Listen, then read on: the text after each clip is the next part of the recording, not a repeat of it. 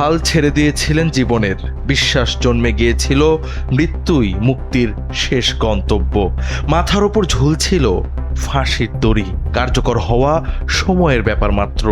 কিন্তু নিয়তির ইশারা ছিল ভিন্ন কিছু। দেশে নেমে আসলো জুলাই, রক্ত রূপ নিল স্রোতের, যে স্রোতে ভেসে গেল চেপে থাকা ফ্যাসিবাদ। আর এই বিপ্লবেই মুক্তি পেলেন বিএনপি নেতা লুৎফুজ্জামান বাবর, আব্দুস সালাম পিন্টু এবং জামাত নেতা এটিএম আজহারুল ইসলাম।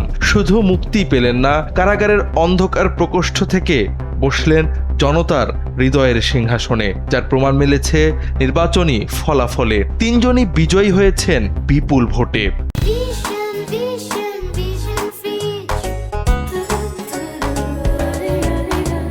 2004 সালে আওয়ামী লীগের সমাবেশে গ্রেনেড হামলার মামলায় গ্রেফতার হন সাবেক স্বরাষ্ট্র প্রতিমন্ত্রী লুৎফুজ্জামান বাবর। এরপর একদিনের জন্য জামিন মেলেনি তার। পুলিশের প্রিজন ভ্যান থেকে নেমে মলিন মুখে তার হেঁটে যাওয়ার দৃশ্য ছিল চিরচেনা।